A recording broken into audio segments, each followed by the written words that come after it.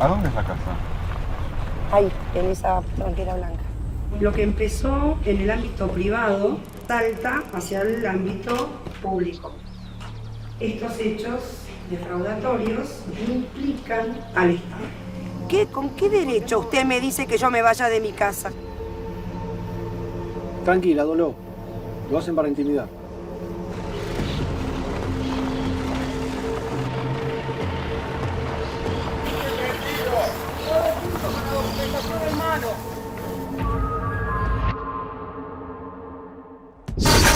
Otra Semilla me parece que es un experimento en el cual un grupo de jóvenes militantes de los derechos humanos, del campo popular, de movimientos ambientalistas, deciden tomar un casco de estancia de una de las familias terratenientes más importantes de una de las provincias de Argentina, junto con una mujer que es miembro de esa familia, pero que fue privada de los derechos hereditarios o despojada de los derechos más fundamentales, decide asociarse con este grupo de jóvenes y juntos deciden volver a lo que era la casa de su infancia.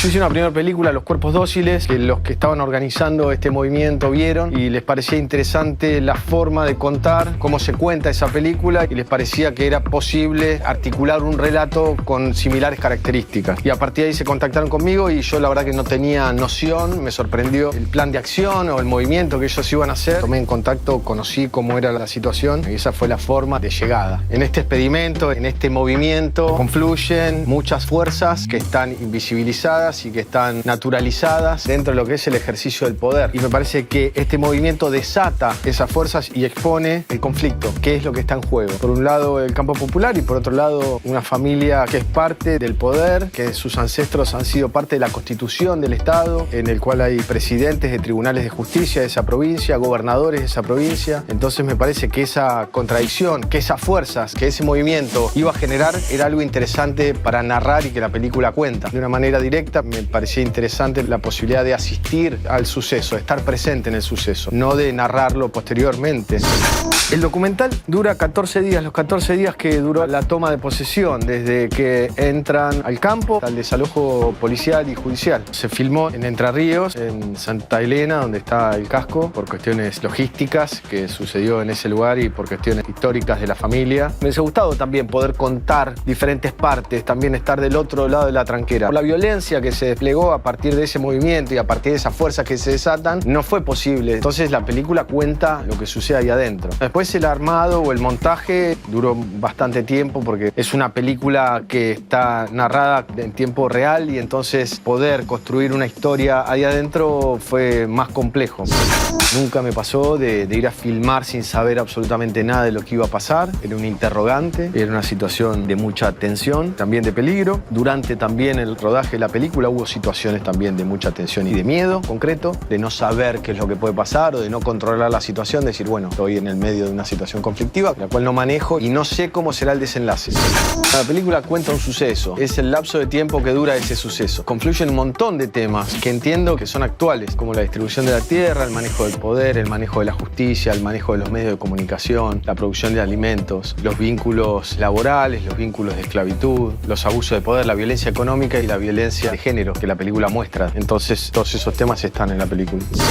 A diferencia de Los Cuerpos Dóciles, en esta película es más cine directo, es más documental, hay menos opinión de dirección en ese sentido. Entonces fue pegarse al suceso. En Los Cuerpos Dóciles parece que es más narrativa y hay una construcción dramática, si se quiere. Acá también, pero se fue dando naturalmente como el devenir que fue sucediendo ahí adentro, los días que pasaron y los hechos que fueron sucediendo. Pero estoy mucho más pegado a la realidad. En general, este mundo, este universo no se muestra. Entonces me parece que la película despliega esas fuerzas y esos personajes. La intención es no juzgar, sino mostrar. Es una película así, polémica. La política juega, la opinión política juega dentro de la película. No puedes ver la película y no opinar políticamente. Pensaba más en autores más filosóficos como René Girard, que habla de la violencia y lo sagrado, y habla del cuerpo sacrificial, en el cual determinadas sociedades primitivas, que él lo asocia por el método de la mímesis, hace la proyección en sociedades contemporáneas, determinados grupos sociales tienen que sacrificar algo o alguien para mantener los privilegios. Y también me servía Rinesi, que es otro filósofo que habla de también política y tragedia, y hace el paralelo con Shakespeare, en el cual sostiene que la política es la superación de la tragedia. tragedia.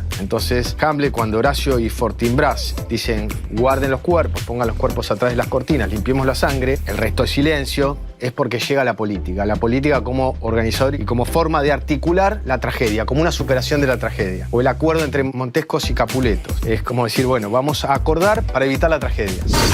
Me parece que en estos tiempos en donde está tan atacado y un ataque tan fuerte a la cultura y al quehacer cinematográfico, me parece muy importante que se pueda hacer, que se pueda ver, que podamos estar unidos y defendiendo el sector cultural, cinematográfico, salir a defender y a alzar la voz en ese sentido. Me parece que la unión en estos tiempos es fundamental para poder mostrar un signo de fortaleza ante tanto ataque.